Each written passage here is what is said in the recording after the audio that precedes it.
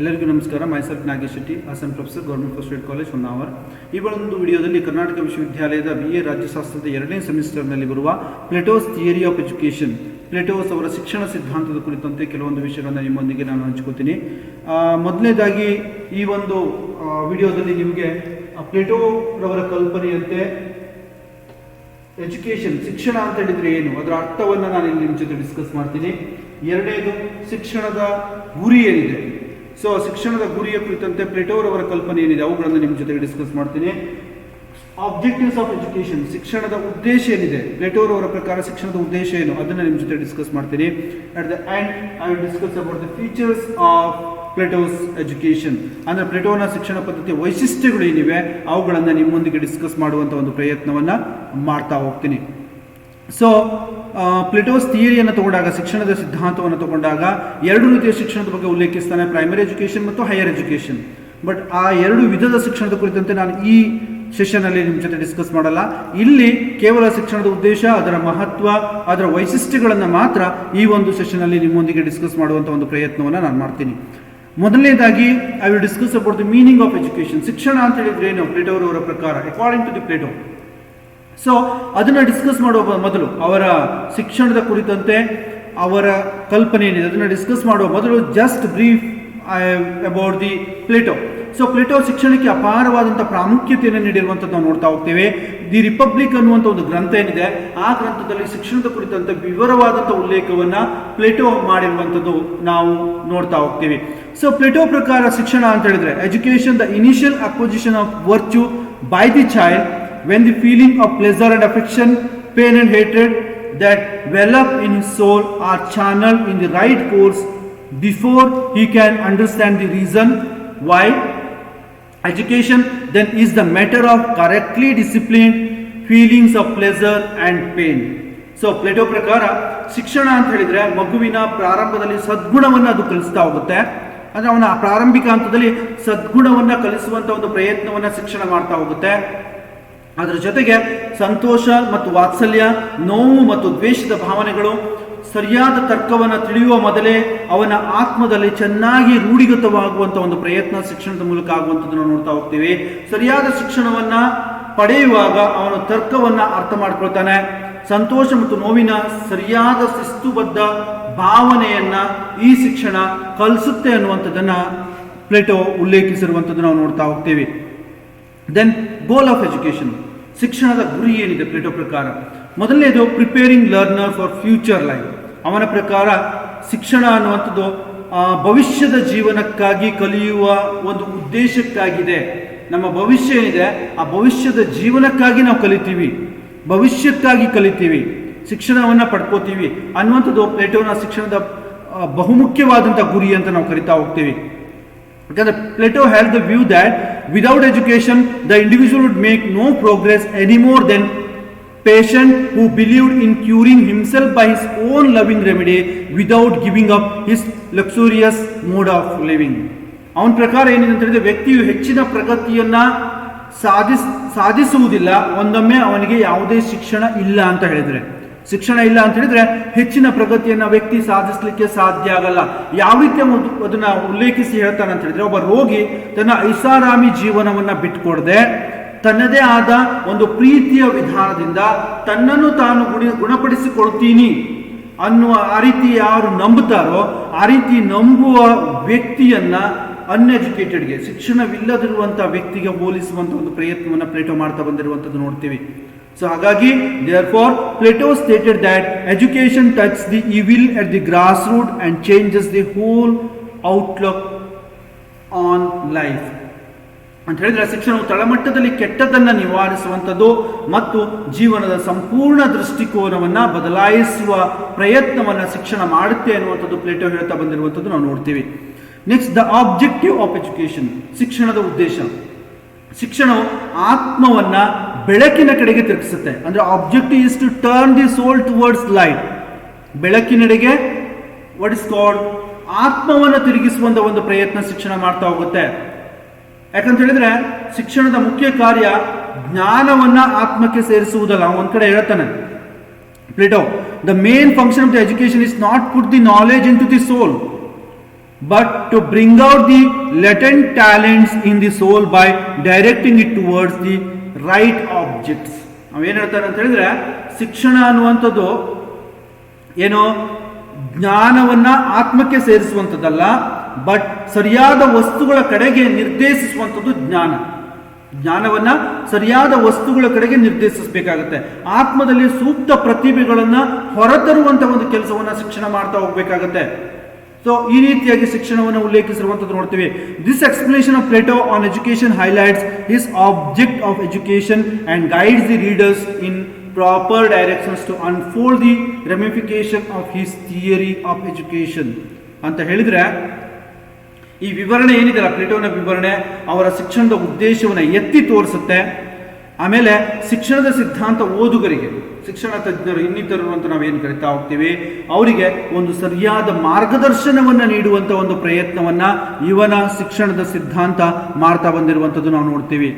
Next, significance of education, ಶಿಕ್ಷಣದ ಮಹತ್ವ. Plato's significance lies in giving a clear understanding to educators about the meaning of different concepts that appeared in the discourses on education in the history. ನಮ್ಮ ಶಿಕ್ಷಣದ ಇತಿಹಾಸ ಅಂತ ನಾವೇನು ಕರಿತಾ ಹೋಗ್ತೀವಿ, ಆ ಶಿಕ್ಷಣದ ಇತಿಹಾಸದಲ್ಲಿ ಕಾಣಿಸಿಕೊಂಡಂತಹ ಅಥವಾ ನಮಗೆ ಕಂಡು ಬಂದಂತಹ ವಿಭಿನ್ನ ಪರಿಕಲ್ಪನೆಗಳ ಅರ್ಥವನ್ನ ಶಿಕ್ಷಣ ತಜ್ಞರಿಗೆ ಸ್ಪಷ್ಟವಾಗಿ ತಿಳಿಸುವಂತಹ ಒಂದು ಪ್ರಯತ್ನವನ್ನ ಪ್ಲೇಟೋ ಮಾಡಿರುವಂಥದ್ದು ತನ್ನ ಶಿಕ್ಷಣದ ಸಿದ್ಧಾಂತದಲ್ಲಿ ನಾವು ನೋಡ್ತಾ ಹೋಗ್ತೀವಿ. ಹಲವು ಪರಿಕಲ್ಪನೆಗಳಿವೆ, ಆ ಪರಿಕಲ್ಪನೆಗಳಿಗೆ ಅರ್ಥವನ್ನ ನೀಡುವಂಥ ಕೆಲಸ, ಅರ್ಥೈಸುವಂತ ಒಂದು ಪ್ರಯತ್ನವನ್ನ ಪ್ಲೇಟೋ ತನ್ನ ಸಿದ್ಧಾಂತದಲ್ಲಿ ಮಾಡ್ತಾ ಬಂದಿರುವಂಥದ್ದು ನೋಡ್ತಾ ಹೋಗ್ತೀವಿ. These concepts includes ideas, reasons, goodness, metaphysics, dialectics, sense of perception, representation, virtue, art as a medium of instruction, motivation and truth. ಅವುಗಳು ಯಾವ್ಯಾವುದು ಅಂತ ಹೇಳಿದ್ರೆ, ಯಾವ್ಯಾವ ಅಂಶಗಳನ್ನ ಅಥವಾ ಯಾವ್ಯಾವ ಪರಿಕಲ್ಪನೆಗಳನ್ನ ನಾವಿಲ್ಲಿ ಅರ್ಥ ಮಾಡ್ಕೋತೀವಿ ಅಂತ ಹೇಳಿದ್ರೆ, ಮೊದಲನೇದಾಗಿ ತರ್ಕವನ್ನ ಅರ್ಥ ಮಾಡ್ಕೊಳ್ಳಿಕ್ಕೆ, ಅಥವಾ ಒಳ್ಳೆಯತನ, ಮೆಟಾಫಿಸಿಕ್ಸ್, ವಾದ, ವಿವೇಚನೆಯ ಗ್ರಹಿಕೆ ಅಥವಾ ಪ್ರಾತಿನಿಧ್ಯ, ಸದ್ಗುಣ, ಕಲೆಯು ಬೋಧನಾ ಮಾಧ್ಯಮವಾಗಿ ನಾವು ಅಳವಡಿಸಿಕೊಂಡಿರುವಂಥದ್ದು, ಪ್ರೇರಣೆ, ಸತ್ಯ, ಇಂತಹ ಅಂಶಗಳನ್ನು ಅರ್ಥ ಮಾಡ್ಕೊಳ್ಳಿಕ್ಕೆ ಈ ಒಂದು ಸಿದ್ಧಾಂತ, ಇವರ ಶಿಕ್ಷಣದ ಸಿದ್ಧಾಂತ ಸಹಾಯ ಮಾಡುವಂಥದ್ದು ನಾವು ನೋಡ್ತಾ ಹೋಗ್ತೀವಿ. ಅದೇ ರೀತಿ ಶಿಕ್ಷಣದ ತತ್ವಶಾಸ್ತ್ರದ ಯಾವುದೇ ಬೋಧನೆ ಪದಗಳು, ಇಂತಹ ಪದಗಳು ಅತಿ ಹೆಚ್ಚಾಗಿ ಕಾಣಿಸಿಕೊಳ್ಳುವಂಥದ್ದು ನೋಡ್ತೀವಿ. ಈ ಪದಗಳನ್ನು ಅರ್ಥ ಮಾಡ್ಕೊಳ್ಳಿಕ್ಕೆ ಪ್ಲೇಟೋನ ಶಿಕ್ಷಣದ ತತ್ವಶಾಸ್ತ್ರ ಏನಿದೆ ಅಥವಾ ಶಿಕ್ಷಣದ ಸಿದ್ಧಾಂತ ಏನಿದೆ ನಮಗೆ ಸಹಾಯ ಮಾಡುವಂಥದ್ದು ನೋಡ್ತಾ ಹೋಗ್ತೀವಿ. Next, the features of platonic system of education. ಪ್ಲೇಟೋನ ಶಿಕ್ಷಣ ಪದ್ಧತಿಯ ವೈಶಿಷ್ಟ್ಯಗಳು ಯಾವ್ಯಾವುದಿದೆ? ಸೊ ಪ್ಲೇಟೋ ತನ್ನ ಸಿದ್ಧಾಂತದಲ್ಲಿ ಅತಿ ಹೆಚ್ಚು ಸ್ಟ್ರೆಸ್ ನೀಡಿರುವಂಥದ್ದು ಶಿಕ್ಷಣಕ್ಕೆ ಅತಿ ಹೆಚ್ಚು ಮಹತ್ವವನ್ನು ನೀಡಿರುವಂಥದ್ದು ನಾವು ನೋಡ್ತಾ ಹೋಗ್ತೀವಿ. ಸೊ ಶಿಕ್ಷಣವನ್ನು ಅವ್ರು ಏನು ಕರೀತಾರೆ ಅಂತ ಹೇಳಿದ್ರೆ, ಅದು ಆತ್ಮದ ಆಹಾರ. ಶಿಕ್ಷಣವನ್ನ ಆತ್ಮದ ಆಹಾರ ಅಂತ ಕರೆದಿರುವಂಥದ್ದು ನೋಡ್ತೀವಿ.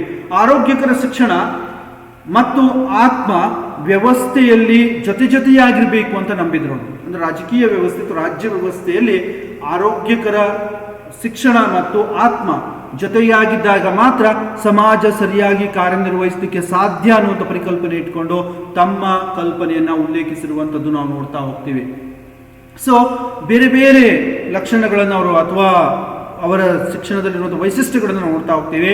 ಮೊದಲನೇ ವೈಶಿಷ್ಟ್ಯ ಯಾವುದು ಅಂತ ಹೇಳಿದ್ರೆ, ಡೌಟ್ ಅಬೌಟ್ ಆರ್ಟಿಷನ್ಸ್ ಆ್ಯಂಡ್ ಪೀಸಂಟ್ಸ್, ಕುಶಲಕರ್ಮಿಗಳು ಮತ್ತು ರೈತರ ಬಗ್ಗೆ ಸಂದೇಹ ಅಂತ ಹೇಳಿದ್ರೆ, ಪ್ಲೇಟೋ ಖಂಡಿತವಾಗಿಯೂ ಕುಶಲಕರ್ಮಿಗಳು ಮತ್ತು ರೈತರಿಗೆ ಶಿಕ್ಷಣ ನೀಡಲು ಬಯಸಿದ್ದಾರೆಯೇ ಎಂಬುದು ಇಲ್ಲಿವರೆಗೆ ಸ್ಪಷ್ಟವಾಗಿಲ್ಲ, ಎಲ್ಲಿಯೂ ಕೂಡ ಅವರು ಉಲ್ಲೇಖಿಸಿಲ್ಲ. ರೈತರಿಗೆ ಮತ್ತು ಕುಶಲಕರ್ಮಿಕರಿಗೆ ಶಿಕ್ಷಣವನ್ನು ನೀಡಬೇಕು ಅಂತ ಎಲ್ಲಿಯೂ ಕೂಡ ಉಲ್ಲೇಖಿಸಿರುವಂಥದ್ದು ನಮ್ಗೆ ಇಲ್ಲಿವರೆಗೆ ಅವರ ದಾಖಲೆಗಳು ದೊರಕಿಲ್ಲ. ಆದರೆ ಒಂದು ಕಡೆ ಅವರು ಹೇಳಿದ್ದಾರೆ, ಏನಂತ ಹೇಳಿದ್ರೆ, ತಾಮ್ರದ ಪುರುಷರು ಉತ್ತಮ ಗುಣಲಕ್ಷಣಗಳನ್ನು ಹೊಂದಿದ್ದರೆ ಬೆಳ್ಳಿಯ ಅಥವಾ ಚಿನ್ನದ ಪುರುಷರನ್ನಾಗಿ ಅವರನ್ನ ಮಾಡಬಹುದು. ಇದೇನು ತೋರಿಸ್ತಾ ಇದೆ ಅಂತ ಹೇಳಿದ್ರೆ, ಕೆಳವರ್ಗದ ವ್ಯಕ್ತಿಗಳನ್ನು ಕೂಡ ನಾವು ಸರಿಯಾದ ತರಬೇತಿಯನ್ನು ನೀಡಿದಾಗ ಅವರು ಮೇಲ್ವರ್ಗದ ವ್ಯಕ್ತಿಗಳಾಗಬಹುದು. ಆ ದೃಷ್ಟಿಕೋನ ಇಟ್ಟುಕೊಂಡು ನೋಡಿದಾಗ ಅವರು ಈ ಕುಶಲಕರ್ಮಿಗಳು ಮತ್ತು ರೈತರ ಕೂಡ ಶಿಕ್ಷಣವನ್ನು ಪಡಿಬೇಕು ಅನ್ನುವಂಥ ದೃಷ್ಟಿಕೋನ ಇಟ್ಕೊಂಡು ಹೇಳಿದ್ದಾರೆ ಅಂತ ಅನ್ಸುತ್ತೆ, but there is no clarity. ಎರಡನೇದು ಸ್ಟೇಟ್ ಕಂಟ್ರೋಲ್ಡ್ ಎಜುಕೇಶನ್, ರಾಜ್ಯ ನಿಯಂತ್ರಿತ ಶಿಕ್ಷಣ ಅಂತ ನಾವು ಕರಿತಾ ಹೋಗ್ತೀವಿ. ಪ್ಲೇಟೋ ಶಿಕ್ಷಣದ ವ್ಯವಸ್ಥೆಗೆ ಅತಿ ಹೆಚ್ಚು ಮಹತ್ವವನ್ನು ನೀಡಿದ್ದರಿಂದ, ಶೈಕ್ಷಣಿಕ ವ್ಯವಸ್ಥೆಗೆ ಅತಿ ಹೆಚ್ಚು ಮಹತ್ವವನ್ನು ನೀಡಿದ್ದರಿಂದ ಮತ್ತು ಸರಿಯಾದ ಶಿಕ್ಷಣವನ್ನು ಅಳವಡಿಸಿಕೊಳ್ಳುವಂಥ ಅತ್ಯುತ್ತಮವಾದಂಥ ಒಂದು ಸಂಸ್ಥೆ ರಾಜ್ಯವೇ ಅಂತೇಳಿ ಅವರು ನಮಗೆ ತಿಳಿಸಿರುವುದರಿಂದ ಸಂಪೂರ್ಣ ಶಿಕ್ಷಣದ ನಿಯಂತ್ರಣ ರಾಜ್ಯದ ಬಳಿ ಇರಬೇಕು ಅನ್ನುವಂಥದ್ದು ಪ್ಲೇಟೋ ತನ್ನ ಸಿದ್ಧಾಂತದಲ್ಲಿ ಉಲ್ಲೇಖಿಸಿರುವಂಥದ್ದು ನೋಡ್ತೀವಿ.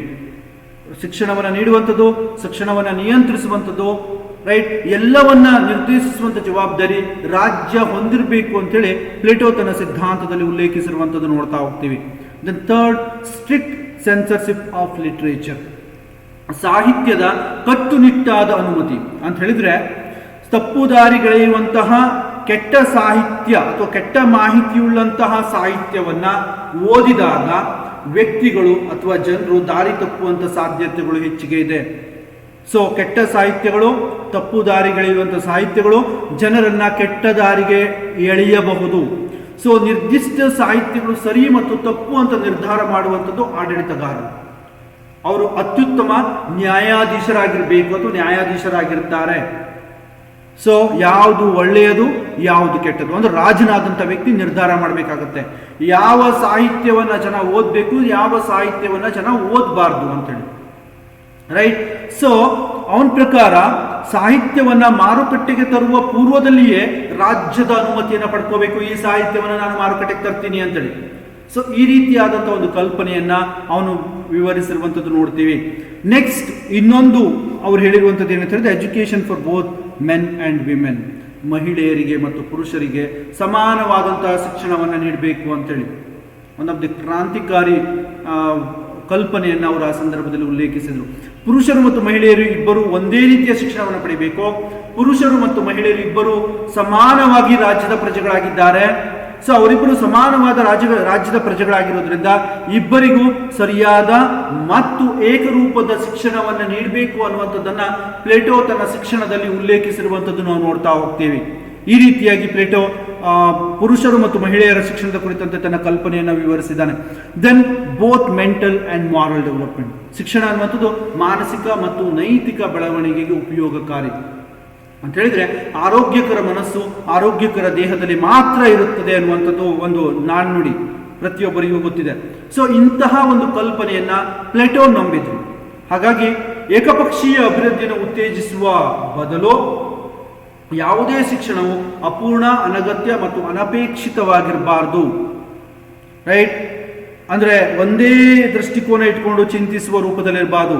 ಅದು ನೈತಿಕ ಬೆಳವಣಿಗೆಯನ್ನು ಸಾಧಿಸಬೇಕು, ರೈಟ್. ಸೊ ಅದೇ ರೀತಿಯಾಗಿ ಮಾನಸಿಕ ಬೆಳವಣಿಗೆಯನ್ನು ಸಾಧಿಸುವ ರೂಪದಲ್ಲಿಯೂ ಕೂಡ ಶಿಕ್ಷಣ ಅನ್ನುವಂಥದ್ದು ಇರಬೇಕು ಅನ್ನುವಂಥದ್ದು ಪ್ಲೇಟೋ ತನ್ನ ಸಿದ್ಧಾಂತದಲ್ಲಿ ಉಲ್ಲೇಖಿಸಿರುವಂಥದ್ದು ನೋಡ್ತಾ ಹೋಗ್ತೀವಿ. ದ ನೆಕ್ಸ್ಟ್, ಕಂಪಲ್ಸರಿ ಎಜುಕೇಶನ್, ಕಡ್ಡಾಯ ಶಿಕ್ಷಣ ಅನ್ನುವಂಥ ಪರಿಕಲ್ಪನೆ. ಸೊ ಇವರ ಪ್ರಕಾರ ಶಿಕ್ಷಣವು ಕಡ್ಡಾಯವಾಗಿರಬೇಕು ಮತ್ತು ಪೋಷಕರು ತಮ್ಮ ಮಕ್ಕಳಿಗೆ ಕಡ್ಡಾಯವಾಗಿ ಶಿಕ್ಷಣವನ್ನು ನೀಡಬೇಕು. ಯಾವುದೇ ಕಾರಣಕ್ಕೂ ಪೋಷಕರು ತಮ್ಮ ಮಗುವನ್ನ ಸ್ಕೂಲಿಗೆ ಅಥವಾ ಗುರುಕುಲಕ್ಕೆ ಕಳಿಸಲ್ಲ ಅಂತ ಹೇಳಿಕ್ಕಾಗಲ್ಲ. ಪ್ರತಿಯೊಬ್ಬ ತಂದೆ ತಾಯಿಯೂ ಕೂಡ ಅಥವಾ ಪೋಷಕರು ಕೂಡ ತಮ್ಮ ಮಕ್ಕಳನ್ನ ಶಾಲೆಗೆ ಕಳಿಸ್ಬೇಕಾಗತ್ತೆ, ಶಿಕ್ಷಣಕ್ಕೆ ಕಳಿಸ್ಬೇಕಾಗತ್ತೆ ಅನ್ನುವಂಥದ್ದು ಪ್ಲೇಟೋರವರ ಪರಿಕಲ್ಪನೆ. ಅಶಿಕ್ಷಿತ ಮಕ್ಕಳ ಮನಸ್ಸು ಸರಿಯಾದ ಬೆಳವಣಿಗೆಯನ್ನು ಹೊಂದಲಿಕ್ಕೆ ಸಾಧ್ಯ ಆಗಲ್ಲ. ಒಂದೊಮ್ಮೆ ಅವರ ಬೆಳವಣಿಗೆ ಹೊಂದಲಿಕ್ಕೆ ಸಾಧ್ಯವಾಗಿಲ್ಲ ಅಂತ ಹೇಳಿದ್ರೆ, ಶಿಕ್ಷಣವನ್ನು ಪಡೀಲಿಕ್ಕೆ ಸಾಧ್ಯವಾಗಿಲ್ಲ ಅಂತ ಹೇಳಿದ್ರೆ ಅದರ ನೇರ ಹೊಣೆಯನ್ನ ರಾಜ್ಯದ ಮೇಲೆ ಹೊರಿಸ್ತಾರೆ. ಯಾರು? ಪ್ಲೇಟೋ ಇವೆಲ್ಲ ಸಮಸ್ಯೆಗಳೇನು ಅಂದ್ರೆ ಯಾವುದಾದ್ರೂ ಒಬ್ಬ ವ್ಯಕ್ತಿ ಶಿಕ್ಷಣವನ್ನು ಪಡೆದಿಲ್ಲ, ಅವನ ಬೆಳವಣಿಗೆ ಸಾಧ್ಯ ಆಗಿಲ್ಲ ಅಂತ ಹೇಳಿದ್ರೆ ಅದರ ಜವಾಬ್ದಾರಿಯನ್ನು ರಾಜ್ಯ ಹೊರಬೇಕಾಗತ್ತೆ ಪ್ಲೇಟೋರವರ ಪರಿಕಲ್ಪನೆ ಅಡಿಯಲ್ಲಿ.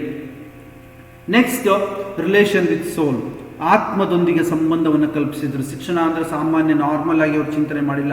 ಆತ್ಮದೊಂದಿಗೆ ಸಂಬಂಧ ಕಲ್ಪಿಸುವಂಥ ಒಂದು ಪ್ರಯತ್ನವನ್ನು ಪ್ಲೇಟೋ ಶಿಕ್ಷಣವು ಆತ್ಮದೊಂದಿಗೆ ನೇರವಾದ ಸಂಬಂಧವನ್ನು ಹೊಂದಿರಬೇಕು ಅಂತ ಹೇಳ್ತಾರೆ. ಅದು ಅದೇ ರೀತಿ ಅವರು ನಂಬಿದ್ರು ಅನ್ನುವಂಥದ್ದು. ಶಿಕ್ಷಣವು ಆತ್ಮಕ್ಕೆ ಆರೋಗ್ಯಕರವಾದಂಥ ಆಹಾರವನ್ನು ಒದಗಿಸುತ್ತೆ. ಅದೇ ರೀತಿ ಆ ವಾಸ್ತವವನ್ನು ಅರ್ಥಕೊಳ್ಳಿಕ್ಕೆ ಜನರಿಗೆ ಸಹಾಯ ಮಾಡ್ತಾ ಹೋಗುತ್ತೆ. ವಾಸ್ತವಿಕತೆ ಅಂತ ನಾವೇನು ಕರಿತೀವಿ, ಆ ವಾಸ್ತವಿಕತೆಯನ್ನು ಅರ್ಥಕೊಳ್ಳುವಂಥ ಒಂದು ಸಾಮರ್ಥ್ಯವನ್ನು ಒದಗಿಸುವಂಥ ಕೆಲಸ ಶಿಕ್ಷಣ ಮಾಡ್ತಾ ಹೋಗುತ್ತೆ ಅನ್ನುವಂಥದ್ದನ್ನು ಅವ್ರು ಹೇಳಿರುವಂಥದ್ದು ನಾವು ನೋಡ್ತಾ ಹೋಗ್ತೀವಿ. The last one, producing philosophers, ತತ್ವಜ್ಞಾನಿಗಳನ್ನು ರೂಪಿಸುತ್ತೆ ಅಥವಾ ಹೊರತರುತ್ತೆ. ಯಾಕಂದರೆ ತತ್ವಜ್ಞಾನಿಗಳನ್ನು ರಚಿಸುವ ಜವಾಬ್ದಾರಿ ಶಿಕ್ಷಣ ಹೊಂದಿರುವಂಥದ್ದು ನೋಡ್ತಾ ಹೋಗ್ತೀವಿ. ದೀರ್ಘಾವಧಿಯಲ್ಲಿ ಇಂತಹ ಶಿಕ್ಷಣ ತಜ್ಞರು ಅಥವಾ ತತ್ವಜ್ಞಾನಿಗಳು ರಾಷ್ಟ್ರಕ್ಕೆ ಲಾಭದಾಯಕವಾಗುವಂಥದ್ದು ನಾವು ನೋಡ್ತಾ ಹೋಗ್ತೀವಿ ಮತ್ತು ಜನಸಾಮಾನ್ಯರನ್ನು ಆಳಲಿಕ್ಕೆ ಅವರು ಸಿದ್ಧರಾಗ್ತಾ ಹೋಗುತ್ತಾರೆ ಇನ್ನು ಭವಿಷ್ಯದಲ್ಲಿ ಅನ್ನುವಂಥದ್ದು. ಸೊ ಹಾಗಾಗಿ ಶಿಕ್ಷಣ ಪದ್ಧತಿ ಎನ್ನುವಂಥದ್ದು ಅಷ್ಟು ಸುಲಭವಾಗಿ ವಿವರಿಸಲಿಕ್ಕೆ ಸಾಧ್ಯವಿಲ್ಲದೆ ಇರುವಂಥದ್ದು. ಯಾಕಂದರೆ ಪ್ಲೇಟೋ ತನ್ನ ಸಿದ್ಧಾಂತದಲ್ಲಿ ಈ ಆಧುನಿಕ ಕಾಲದ ಶಿಕ್ಷಣದ ಕುರಿತಂತೆಯೂ ಕೂಡ ಉಲ್ಲೇಖಿಸ್ತಾ ಯಾವ ರೀತಿಯಾದಂಥ ಒಂದು ಶಿಕ್ಷಣವನ್ನು ಪಡಿಬೇಕು, ಶಿಕ್ಷಣವನ್ನು ಪಡೆದ ನಂತರ ಆ ವ್ಯಕ್ತಿ ಮಾನಸಿಕವಾಗಿ ಮತ್ತು ನೈತಿಕವಾಗಿ ಹೇಗೆ ಅಭಿವೃದ್ಧಿಯನ್ನು ಸಾಧಿಸ್ತಾನೆ, ಯಾವ ರೀತಿಯಾದಂಥ ಒಂದು ಶಿಕ್ಷಣ ಅತಿ ಅವಶ್ಯಕ ಅನ್ನುವಂಥದ್ದನ್ನು ಚಿಂತಿಸಿರುವಂಥದ್ದು, ಚಿತ್ರಿಸಿರುವಂಥದ್ದು ತಮ್ಮ ಗ್ರಂಥಗಳಲ್ಲಿ ನಾವು ನೋಡ್ತಾ ಹೋಗ್ತೀವಿ. ಸೊ ಈ ಸೆಷನಲ್ಲಿ ಇವಿಷ್ಟು ವಿಷಯಗಳನ್ನು ನಿಮ್ಮೊಂದಿಗೆ ನಾನು ಹಂಚಿಕೊಂಡಿದ್ದೀನಿ. Thank you.